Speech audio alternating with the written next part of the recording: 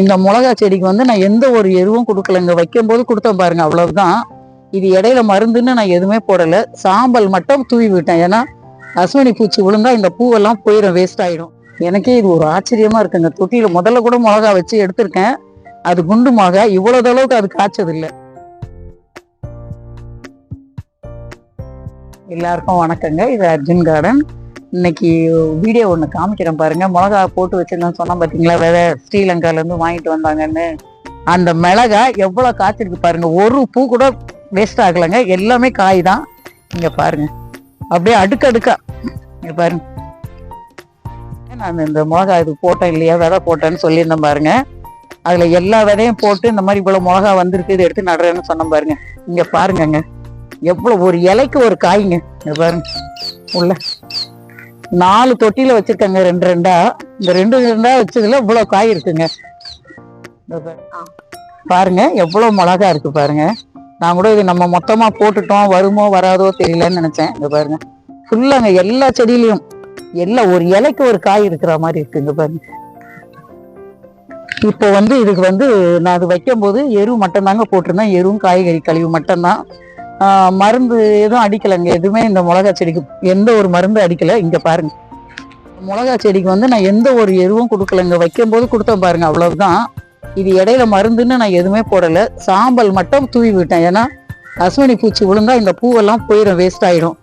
அதனால இந்த பூ அது மட்டும் போட்டு விட்டு ஒரு 15 நாள் ஆகுதுங்க. அதுக்கப்புறம் இவ்வளவு காய் பிடிச்சிருக்கு. நீங்க பாருங்க, இதுல பாருங்க, இங்க பாருங்க எப்படி இருக்கு பாருங்க.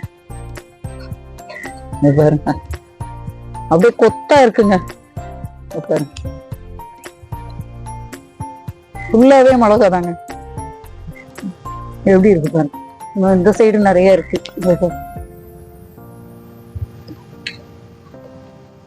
இந்த பூ இது வந்து பூண்டு செடிங்க. இந்த காய்கறி கழுவி போடுறோம் பாத்தீங்களா, அதுல இருந்திருக்கு பூண்டு. அது முளைச்சது. சரி அப்படியே வரட்டுமேன்னு விட்டுட்டேன். பாருங்களேன் எவ்வளவு கொத்தா இருக்கு பாருங்க. பாருங்க, எனக்கே இது ஒரு ஆச்சரியமா இருக்குங்க. தொட்டியில முதல்ல கூட மிளகா வச்சு எடுத்திருக்கேன். அது குண்டு மிளகா, இவ்வளவு அளவுக்கு அது காய்ச்சது இல்லை. இதுக்கு வந்து கொடுத்த எருவே இவ்வளவுதான். அந்த எரு போட்டு வச்சேன் பாருங்க, எரு காய்கறி கழிவு, அவ்வளவுதான். அதுக்கு மேல நான் இதுக்கு ஒண்ணுமே கொடுக்கல. இன்னைக்குதான் சரி காய் கொஞ்சம் கனமா வரட்டும்னு சொல்லிட்டு காய்கறி கழிவு, எரு, மோர் ஊத்தி எல்லாம் கலந்து மிக்ஸ் பண்ணி வச்சு 1 வாரம் ஆகுதுங்க. அது இப்ப நல்ல பதத்துக்கு வந்துருச்சு. அதுதான் இப்ப இவங்களுக்கு கொடுக்க போறேன். இப்ப பாருங்க, இந்த மிளகா செடிக்கு வந்து நான் உரம் அதிகமா கொடுக்கலன்னு சொன்னேன் பாத்தீங்களா. இது கொஞ்சம் கனமாகணும். இதெல்லாம் விளைஞ்ச மாதிரி தான் தெரியுது. நல்லா எப்படி இருக்கு பாருங்க, விளைஞ்ச மாதிரி தான் தெரியுது. இருந்தாலும் இன்னும் கொஞ்சம் உரம் கொடுத்தா இந்த சின்ன சின்ன காயா இருக்கிறது வந்து கொஞ்சம் கனமாகும். பாருங்க, குட்டி குட்டியா நிறைய போட்டிருக்கு பாருங்க. இதெல்லாம் வந்து இதெல்லாம் வந்து கொஞ்சம் கனமாகும்னு சொல்லிட்டு இப்ப இந்த எரு வைக்கிறேங்க. எருவும் காய்கறி கழிவு, தயிர் ஊற்றி வச்சிருந்தேன். நான் இருக்கு எல்லாத்தையும் மிக்ஸ் பண்ணி வச்சிருக்கேன். அது இதுக்கு வச்சோம்னா கொஞ்சம் காய் கொஞ்சம் நல்லா காய்க்கும். எரு எல்லாம் மிக்ஸ் பண்ணும் போது ஒரு வீடியோ போட்டிருக்கேன்.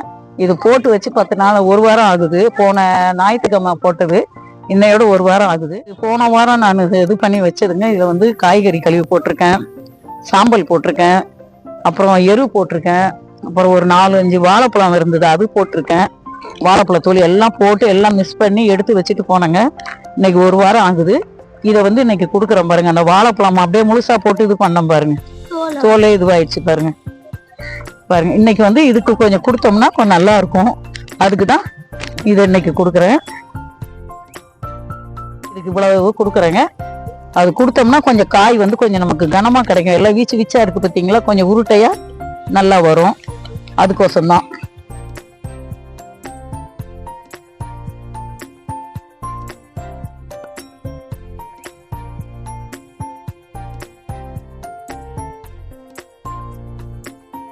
பூண்டு செடிங்க. இது தெரியாத மேல் பகுதி மட்டும் ஒடிச்சிட்டேன்.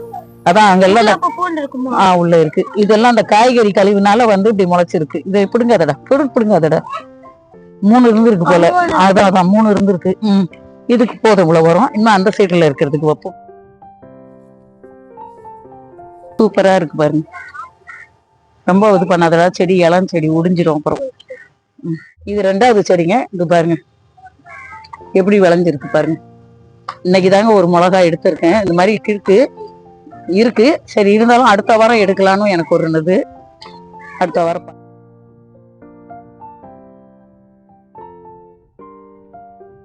பாருங்க. இப்ப இதுக்கெல்லாம் நான் வைக்கிறது இவங்க நல்லா பெருசா நல்லா உருட்டையா வரணும்னு சொல்லிதான் வைக்கிறேன். இந்த உரத்தை பாருங்க. இப்பதான் இவங்க போட்டிருக்காங்க காய்.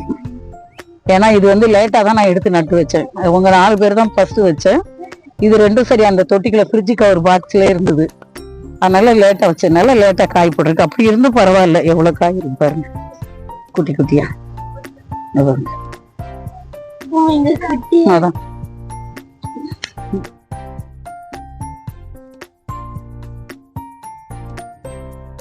சரிங்க. இதுக்கும் கொடுப்போம் கொஞ்சம்.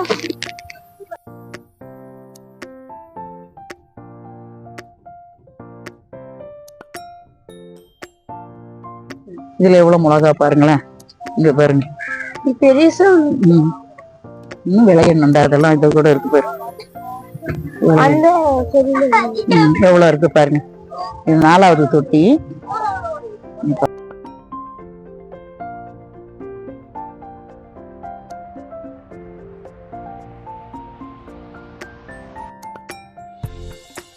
இதுவும் பாருங்க எவ்வளவு மிளகா பிடிச்சிருக்கு பாருங்க. பாருங்க அடியில. ஆமா, இதுவும் 2 இருக்குங்க. இதுல மிளகா செடி இல்ல. ஆமா, 2 இருக்கு. ஆமா, அதாவது இந்த செடியோட இலைய பாருங்களேன். இப்போ நம்ம இது போடுற இலை வந்து கொஞ்சம் பெருசா வீச்சுன்னு இருக்கும். இது பாருங்களேன், இந்த ஜாதி பிச்சுப்பூ இலை மாதிரி இருக்கு. எவ்வளவு பொடியா இலை இருக்கு பாருங்களேன். மருதாணி இலை மாதிரி பாருங்க. ஆனா பூ எக்கச்சக்கமா இருக்குங்க. செமையா இருக்கு இந்த சைடு.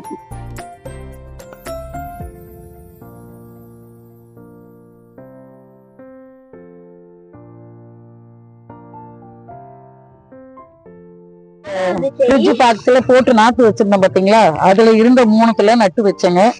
இது அன்னைக்கு கொஞ்சம் ஒடிஞ்சு போச்சு. இங்க ஒண்ணு இருக்கு, இதுங்க ஒண்ணு இருக்கு. அவங்களுக்கும் வைப்போம். இவங்க இப்பதான் காய் போட ஆரம்பிக்கிறாங்க. பாருங்க குட்டி குட்டியா அதுல போடுது. வெளிச்சம் சரியான நேரம் லேட் ஆயிடுச்சு. பாருங்க இதுல இருக்கிறது 2 செடிங்க. இந்த 2 செடியிலயும் எவ்வளவு மிளகா இருக்கு பாருங்க. இருட்டுனதுனால எனக்கு சரியா காமிக்க முடியல.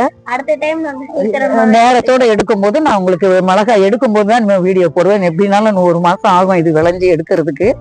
எப்படி இருப்பாரு இன்னைக்கு இவ்வளவு இருக்குன்னு சொல்லி இந்த ஒரு ஆச்சரியமா தான் இதை காமிக்கிறேன்.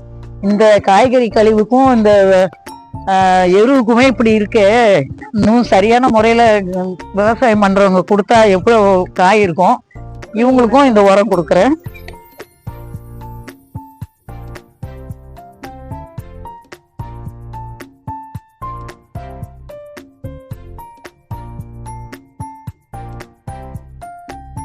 இங்க பாருங்க, இதுல வந்து 4 கண்ணு இருக்கு. இது இருந்தா 4 செடி வச்சேன் இதுல. ஏன்னா அதுல கடைசி அந்த தொட்டில வேற என்னத்த வைக்கிறதுன்னு சொல்லிட்டு.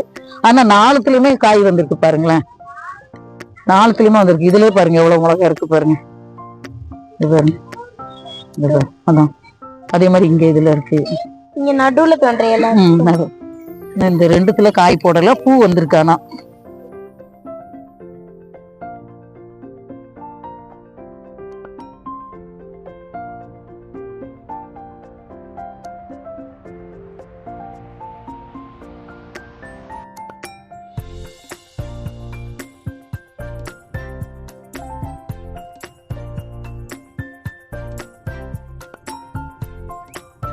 இந்த மிளகா செடி 10 செடி காமிச்சிருக்கேங்க.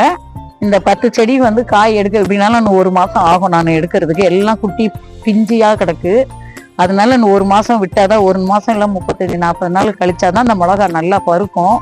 அதனால அப்போ ஒரு வீடியோ போடுறேன். இன்ஸ்டாகிராம் அக்கௌண்ட் ஆரம்பிச்சிருக்கோம். அதோட லிங்க் டிஸ்கிரிப்ஷன்ல கொடுக்குறோம். வேணா இங்கேயும் கொடுக்குறோம். மறக்காம ஃபாலோ பண்ணுங்க. இந்த வீடியோ பிடிச்சிருந்தா லைக் பண்ணுங்க, ஷேர் பண்ணுங்க, சப்ஸ்கிரைப் பண்ணுங்க. பாய். இது அர்ஜுன் கார்டு.